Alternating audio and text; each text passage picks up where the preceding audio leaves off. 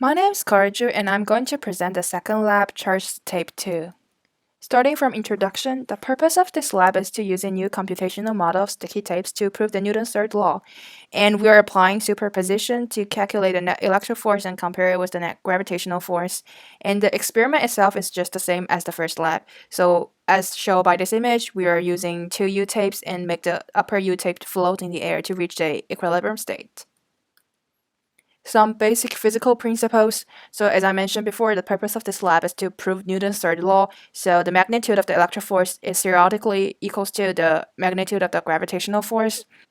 The basic formula we apply here is the electric field equals to K times Q times R hat over R magnitude square. And copied from the last lab, the formula of calculating the charge is equal to gravitational force times the distance between two tapes square over K and the square root of that value.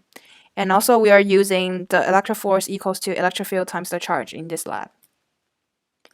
Assumptions we make for this lab. So I basically copied the paragraph from the instruction, and I believe that the first and third choice are correct as assumptions, which are ignoring the air resistance on a moving object. And also we are assuming that each U-tape we made had about the same amount of charge evenly distributed along the length of the tape, which is believed to be the computational model of our experiment this lab.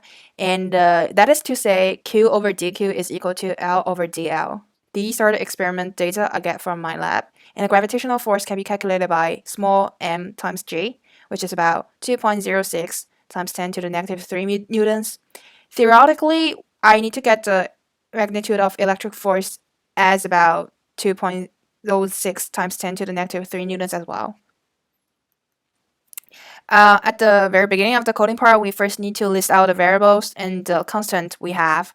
As I calculated from the last page, the mass and the gravitational force are already known. And the charge, according to the equation we got from last lab, is about 1.004 times 10 to the negative 8 coulombs. So I first plug in this charge in this case. And here's also a function I defined in order to calculate the electric field. So the equation we apply here is E equals to KQ times R hat over R magnitude square. So this is the actual part of calculation in the coding. I circle out the lines I added, but the logic behind this coding part is iterate through separate part or like evenly separated part of tape in this case and get their electric field respectively and draw them like represent them by the green arrows. But also we need to add them up to get the net electric force and compare it with the gravitational force. So the part I circle out is the Fe on dq top by dq bottom, which is represents the delta electric force is equal to delta q times delta E, and the total electric force is equal to the total electric force from the last iteration plus the delta force in this iteration. And when creating the arrow, we are using the each individual iteration electric field, which is dE times the E scale. And for the last section of the coding part, for representing the electric force, I'm using the scale times the net total electric force we get from the last coding part.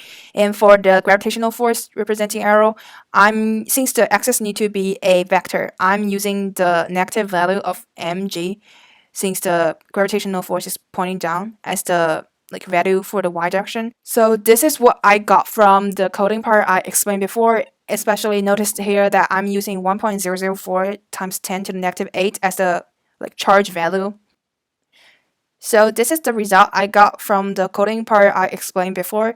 Especially notice here that the Q value I used is calculated from the formula I got from the last lab, which is 1.004 times E to the negative 8. And the green arrows represent the delta electric field. The white arrow represents the total net electric force experienced by the upper tape, and the yellow arrow represents the total gravitational force experienced by the upper tape. But as you can tell from both graphically and the statics below, we can see that they are not equal, which is a problem. But why it is caused? That is because the computational model we use both in this lab and the last lab is not the reality, which means that the charge I got here is not accurate.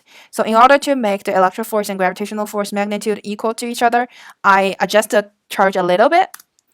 So this this is what I got after I adjusted charge a little bit, and basically the electric force experienced by the upper tip is equal to the gravitational force experienced by it.